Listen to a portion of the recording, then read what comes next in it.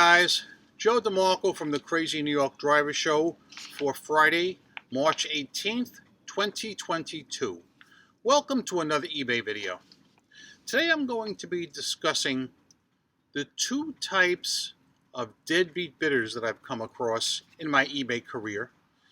I'm also going to tell you an interesting story about a buyer who was blocked, who was not very happy about it. I'm also going to cover your comments, questions, and concerns, and a few other things that I think you will find interesting. The more observant of you guys will notice that once again, it's cloudy with on and off rain. We do not get very many sunny days. That being said, I'm going to start out, as usual, with your comments, questions, and concerns from last week's video. Bling Bling Factor _AU wrote, "Hey Joe, great video on point. We have advertisements on TV here in Australia, so that's good. No seller check-ins offered for Australian sellers, at least not to me, however. They could be by invite only. As to negative feedback, I got one recently and suddenly no sales for days. I firmly believe this does impact the algorithms for sure. So sad because the buyer did not contact me to try and resolve before leaving the neg. eBay needs to change this to require buyers to at least reach out once to receive a response from the seller before they have the opportunity to leave negs. Sales are down, but still somewhat steady." Bling Bling, something that was covered on the eBay seller check-in last week was that eBay is instituting a new feature on the app, such that when a buyer goes to leave us negative feedback, there will be a checklist that will pop up. And one of the questions on the checklist will be, have you reached out to the seller to try and make this right? I don't think it's required that the buyer actually reach out to us. I'm just telling you, this is what we were told at the eBay seller check-in last week. So yeah, I hope that's helpful news. Carlton Leggett wrote, "Joe, you talked about a first-class item not yet delivered. Well, it happened to me recently. Buyer did open a case. I updated buyer and eBay regularly about a movement or no movement of the item. eBay set a time deadline. The deadline came and eBay extended the deadline for me to get the item to the buyer by another 10 days. 10 days came, and on the 10th day, eBay closed the case, took the funds out of my account, and refunded the buyer. On the 12th day, the item was delivered to the buyer. I disputed the case. eBay said give them 48 hours to review the case. The case completely disappeared from the system. I lost my money and the item. I messaged the buyer just to ask if he did in fact get the item and if it was damaged. They would never respond to my messages. I don't blame him because he got the item for free. All during this time, I had called eBay reps. Every single time they told me not to worry because they had my back. I did everything that I could with updating everyone and just waiting on the post office to make the delivery. Delivery happened, but too late. eBay did not have my back as promised." Let me now update you guys on the similar situation I've been going through for several weeks. To rehash, you may remember that a few weeks ago a buyer left me negative feedback saying the item was taking too long to get to him, even though tracking showed I shipped it out the next day. I called eBay Concierge and they said they would remove the neg once the buyer got the item. But the problem is the buyer never got the item. The tracking showed I shipped it the next day. It made it to the next stop a few states away, and then it just dropped out of sight. And it was a first-class item. My personal feeling is the post office absolutely sucks with first-class items. I'm warning you right now. So what happened? I had to call eBay Concierge the other day on another matter. While I had the gentleman on the phone, I was lucky enough to got somebody who had juice and who had knowledge, okay? I love when I get a representative who's spot on with everything. And I got one of these guys the other day. I said, while I have you here, take a look at this negative that I've got. eBay says they won't remove it until the buyer gets the item. And he said, that's correct. There's nothing we can do. I said, well, listen. I said, it's a cheap first-class item. With shipping, it's $32. I said, how about if I give the buyer a refund right now while I have you on the phone? Will you remove the neg then? He said, absolutely. The second you give the guy his money back, I will remove the neg. I gave the guy his money back, and the neg was instantly removed. So I'm happy I got that sorted out. However, it's not my fault that the buyer never got the item. It's the fault of the lousy post office. But you can be sure of one thing. They'll be taking off another federal holiday that the rest of us have to work. Nobody gets as many holidays as the post office. Moving on, Ed Bay wrote, if you want to be a top-rated plus seller and get a 10% fee discount, you have to offer free returns. The question is, does the 10% discount exceed the amount you're paying for returns? Also, do you get a boost in search? Not sure on that one. Well, Ed, for years I've come out here and I said I will never offer free returns. It's 2022 and I will never freaking offer free returns.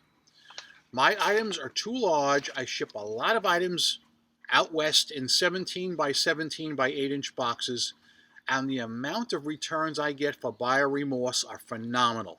Phenomenal. I'm not talking about scammers here. No. I'm talking about honest, law-abiding citizens who buy the wrong size and make a mistake and are willing to pay the return shipping back. All right? Do you know how much money that would cost me if I offered free returns? Christ. It would kill me, okay? I will never do it. And unless you're selling really small first-class items, I humbly suggest you don't do it either. Kathy Holloway wrote, hi, Joe. I agree with not paying for return shipping. It seems like it encourages the dishonest buyers to take advantage of the seller. Thanks for your information and advice you give your listeners. Joe, thank you for all you do. Thank you for the upsell, Kathy Holloway. The last comment I'm going to read is from Urban Garage. Haha, I noticed the lady at the seller check-in. She definitely got called into the office afterwards. Really didn't seem like she was supposed to be answering questions or didn't get briefed beforehand. Notice when the guy started answering questions, she jumped in and said, if you don't mind, I'll answer a question. And he just paused, looked confused, and responded, okay. For those of you guys who don't know what I'm talking about there with that comment from Urban Garage, at the seller check-in last week, there was kind of a faux pas that happened live on the air. And I noticed it instantly because I'm observant like that. John had written a question in. And John had asked, what effect getting negative feedback would have on our accounts? Would it lower us in search? Etc., etc. His question was very good and on point.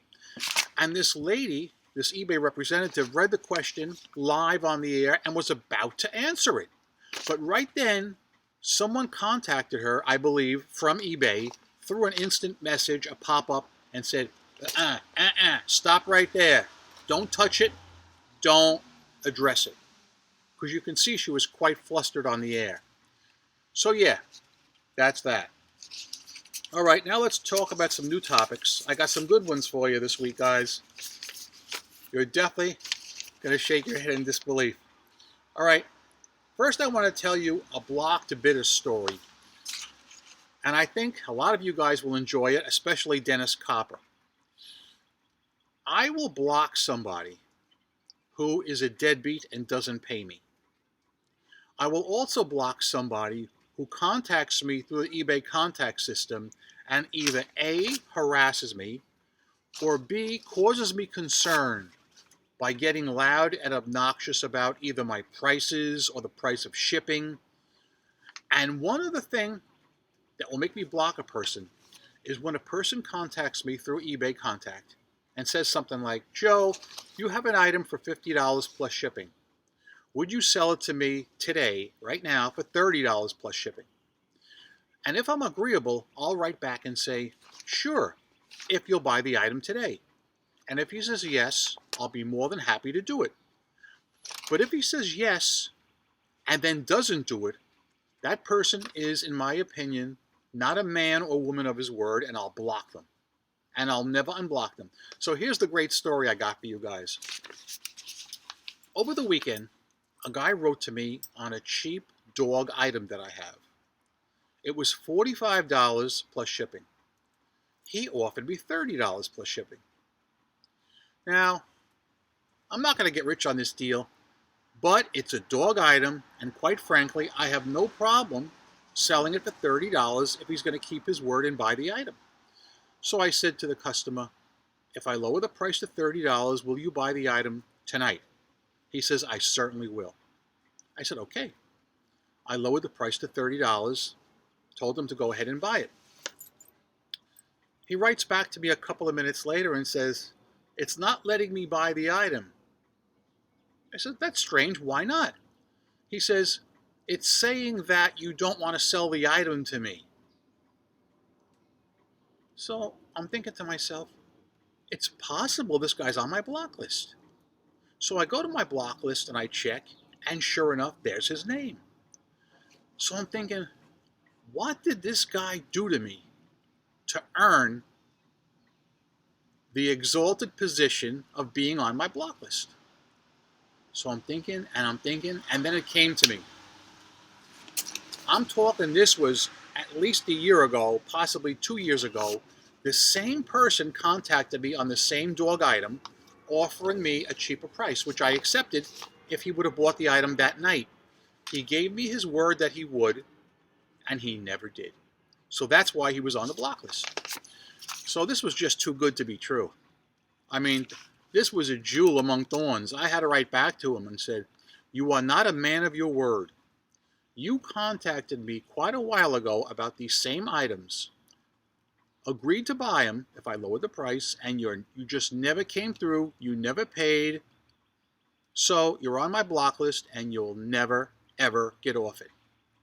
So he wrote back to me, as I knew he would, with a real snarky response, telling me I got some nerve, I can keep my items and this and that. And I wrote back to him again. I said, wait a minute. To be fair to you, I have good news. I have found the items from another eBay seller. Here is the link. I want you to contact him and offer him the same amount of money you offered me. Now, my item was $45 plus shipping. He offered me $30 plus shipping. The other seller was asking $76 plus shipping. Okay? Then I said to myself, I better use my brain on this. I better be smart. I went onto my listing and I jacked my price up to $76 just in case this guy would use a fake eBay account to try and buy my items. Because that's happened to me many times before, where they start a new fake account to circumvent the block. I almost knocked that over. So, what happens? He writes back to me again and says, you just raised the price to $76. I said, that's true, I did. Just to be sure you never get them. So, he never got them from me.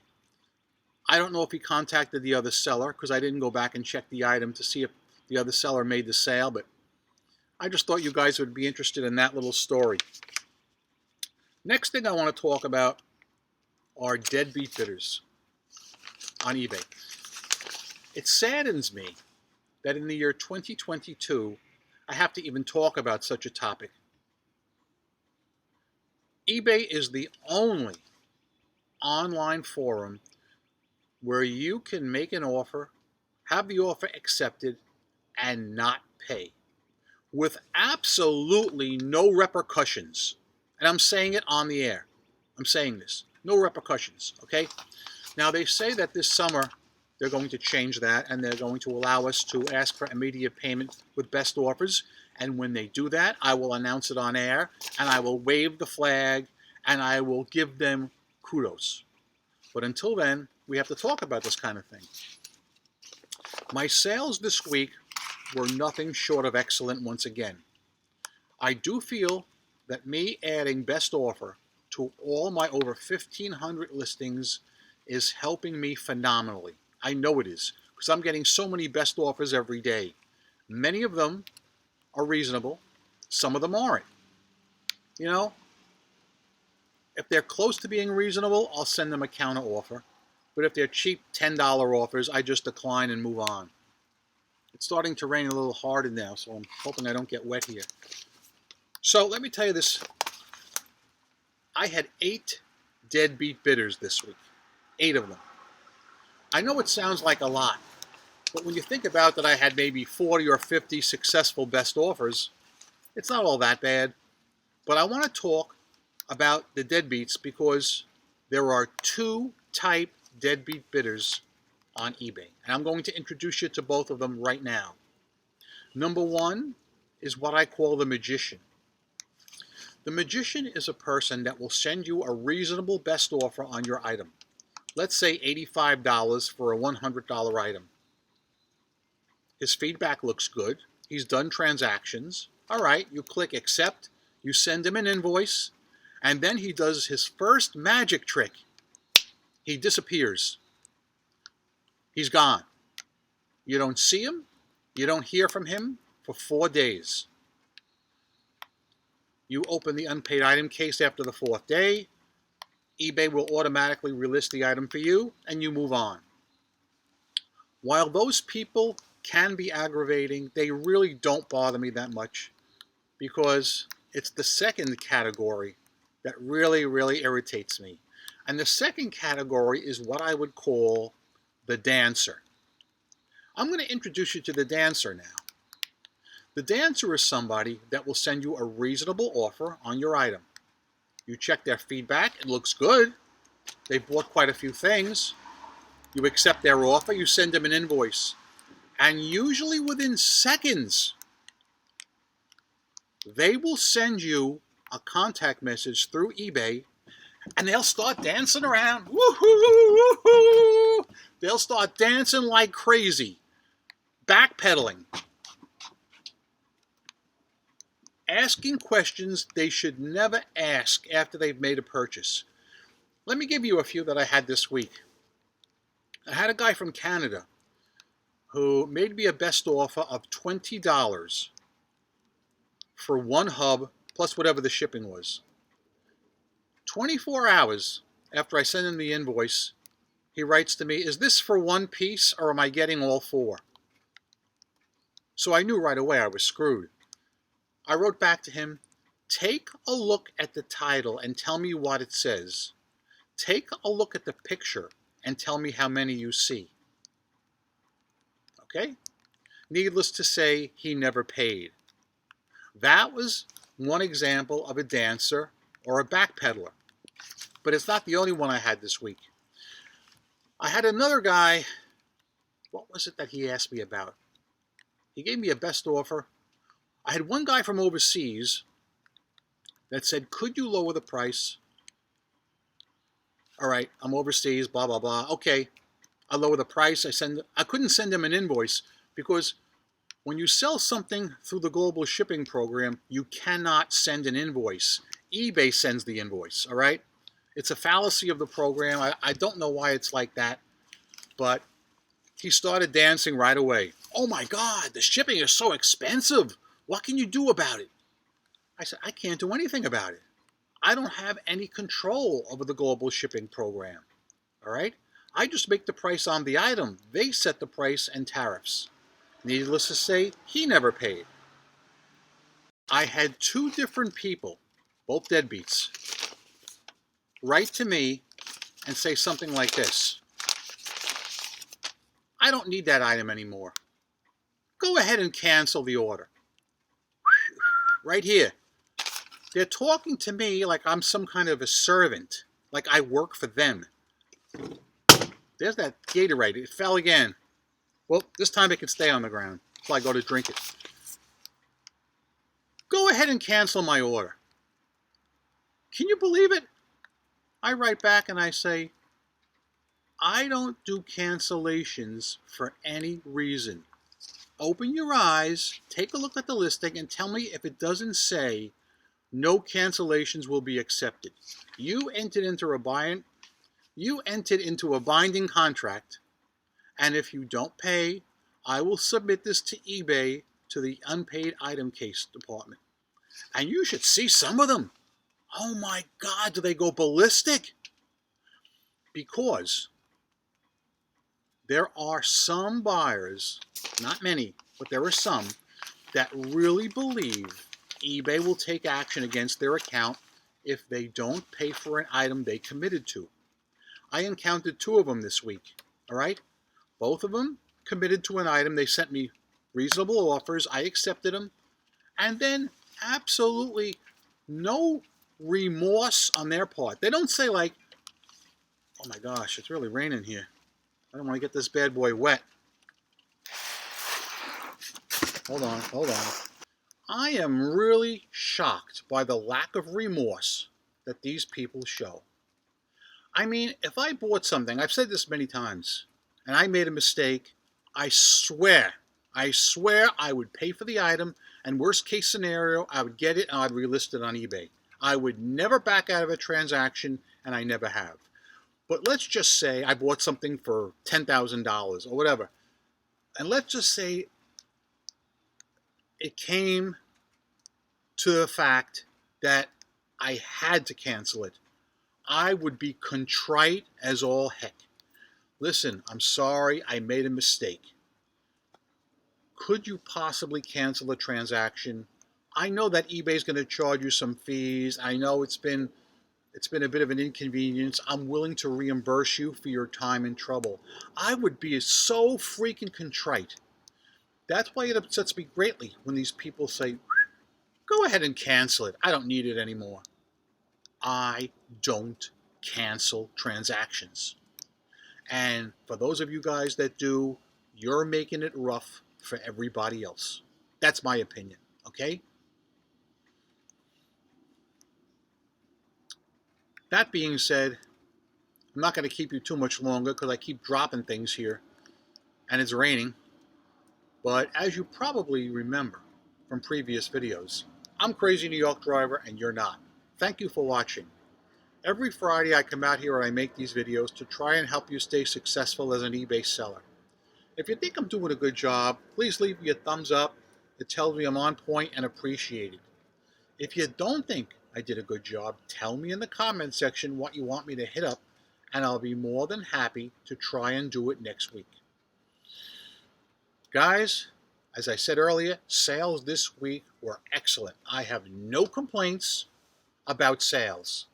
Even when you consider the 8 losers that I had that refused to pay for their items, I mean, it's annoying, yes. But I'm still keeping best offers on because I'm doing very, very well with it.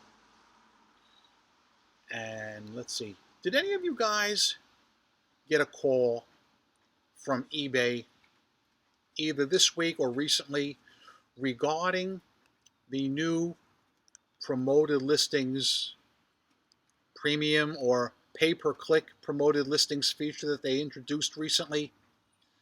I had a one-on-one conversation with a rep the other day, and I'm glad she called. If my memory serves correctly, when they first debuted this feature, they asked if anybody was interested in getting a one-on-one tutorial, and I had one. I had one the other day, and she walked me through how to do a pay-per-click on eBay and the positive and negative aspects. Well, actually, she told me about the positive aspects. I was the one that brought up the 2 negative aspects. I said, what's to stop our competition from mass clicking our listings to drive us out of business? And she stated that there are checks and balances in place that eBay has set up so that that can't happen. Now, those of you guys who know a little bit more about code slinging, which is just about everybody, could you tell me, please, do you think that that's possible, and do you think they're really doing that? And the second thing that concerns me is, let's just say you're selling expensive items, and you decide an expensive amount. Let's say you're crazy rich and you're spending $2 pay per click. Let's say somebody clicks on your item and makes the purchase, and afterwards cancels.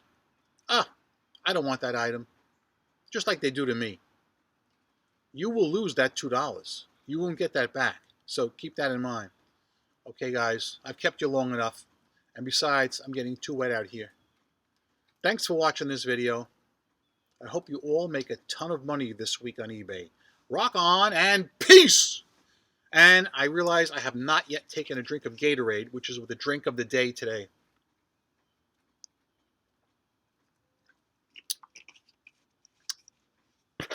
And that's it.